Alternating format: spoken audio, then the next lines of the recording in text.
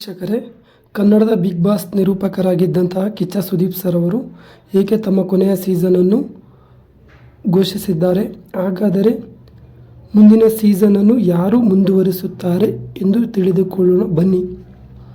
Big boss ಕನ್ನಡದಲ್ಲಿ ನಡೆಯುತ್ತಿರುವ ಈ ಸೀಸನ್ ತನ್ನ ಕೊನೆಯ ಸೀಸನ್ ಎಂದು ಕಿಚ್ಚ ಸುದೀಪ್ ಅವರು ಎಕ್ಸ್ನಲ್ಲಿ ಘೋಷಿಸಿದ್ದಾರೆ. ಸುದೀಪ್ ಅವರು 2013ರಲ್ಲಿ ಕಾರ್ಯಕ್ರಮ ಪ್ರಾರಂಭಿಸಿದಾಗ ಹಾಸ್ಟ್ ಪ್ರಾರಂಭಿಸಿದರು. ಕಿಚ್ಚ ಸುದೀಪ್ ಅವರು ಕನ್ನಡದ ನಿರೂಪಕರಾಗಿ ಇಂದು ಅವರ ಕೊನೆಯ ಸೀಸನ್ ಆಗಿದೆ. ನಾನು ಏನು ಮಾಡಬೇಕೋ ಅದನ್ನು ಮುಂದುವರಿಸಲು ಈ ಸಮಯ ಸೂಕ್ತ ಎಂದು ಹೇಳಿದ್ದಾರೆ.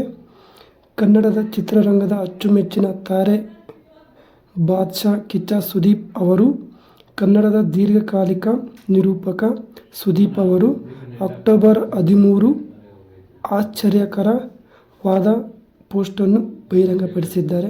ಮುಂದಿನ ಸೀಸನ್ನಲ್ಲಿ ಹೃದಯಸ್ಪರ್ಶಿ ಪೋಸ್ಟ್ ಆಗಲಿದೆ ಎಂದು ನುಡಿದಿದ್ದಾರೆ. ಸುದೀಪ್ ಅವರು 10+1 ಅಂದರೆ 11 ವರ್ಷಗಳ ಕಾಲ ದೀರ್ಘಕಾಲಿಕ ಬಿಗ್ ಬಾಸ್ ಸೀಸನನ್ನು ಮುಂದುವರಿಸಿದ್ದಾರೆ.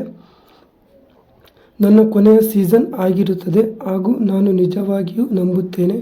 ನನ್ನ ನಿರ್ಧಾರವನ್ನು ನನ್ನ ನಿರೂಪಣೆ ಮತ್ತು ಎಲ್ಲ ವರ್ಷಗಳು ಬಿಗ್ ಬಾಸ್ ಅನುಸರಿಸಲು ಎಲ್ಲರಿಗೂ ಗೌರವಿಸುತ್ತೇನೆ. ಮುಂದಿನ ಬಿಗ್ ಬಾಸ್ ಸೀಸನನ್ನು ಮುಂದುವರಿಸುವವರು ರಮೇಶ್ ಅರವಿಂದ್ ಅವರಿರ್ಬೋದು, ರಿಷಬ್ ಶೆಟ್ಟಿ ಅವರಿರ್ಬೋದು, ಇಲ್ಲಾಂದರೆ ಗೋಲ್ಡನ್ ಸ್ಟಾರ್ ಗಣೇಶ್ ಅವರು ಇರ್ಬೋದು.